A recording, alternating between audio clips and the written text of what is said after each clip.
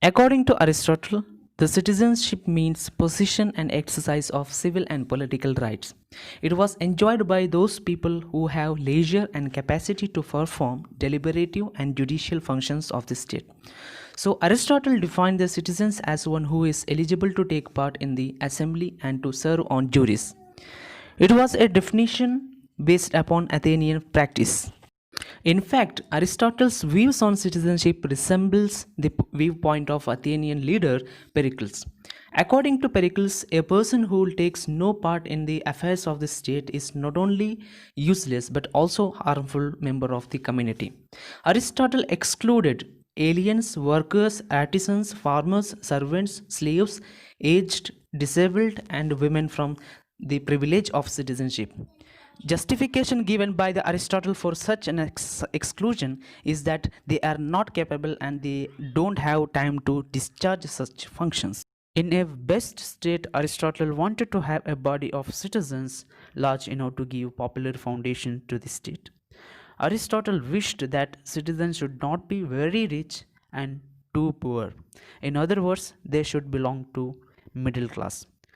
Aristotle said that those who have property they only should get citizenship. Now let us discuss the criticism against Aristotle's theory of citizenship. Aristotle excluded the aliens, workers, artisans, farmers, servants, slaves, disabled, aged, and women from the privilege of citizenship. Justification for such denial given by him was that they do not have the time and the capacity to discharge such functions. This argument in the modern democratic countries are not acceptable. It is proven that they also capable of conducting political activities. So Aristotle's ideas on citizenship are undemocratic. Aristotle considered women as inferior to men. To him, a woman is weak of will, therefore incapable of independence of character or position. Her best condition, according to Aristotle, is home life. The courage of a man is shown as commanding, and that of a woman is obeying. So Aristotle excludes women from the citizenship, which is not acceptable today. Many women in modern days occupy the position of authority at every level and carry on their political duties effectively.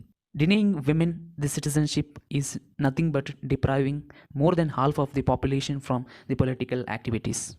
Other critics say that Aristotle excluded the slaves from the concept of citizenship. He considered all those who work with their body as slaves and their status was inferior to the citizens. And Aristotle says, since slaves are doing manual work, their manual labor dulls and deteriorates their mind, leaving neither time nor energy for political intelligence. But in modern world, depriving a large section of society political and civil rights by saying that they do physical work is not at all justifiable. Aristotle considered property as virtue for citizenship. He said, who has property, they only should be given citizenship.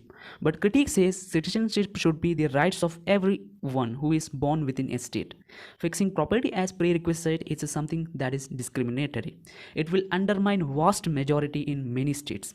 Moreover, it is not correct to say that only the citizens possessing property have virtue, as it is also possible that those who own property may be more greedy, which takes away their virtue. According to Aristotle, the type of the constitution is related to the way of life of the citizen. A change in one is bound to affect the other. This meaning of the constitution is relevant only during the times of Aristotle, but not in the contemporary period.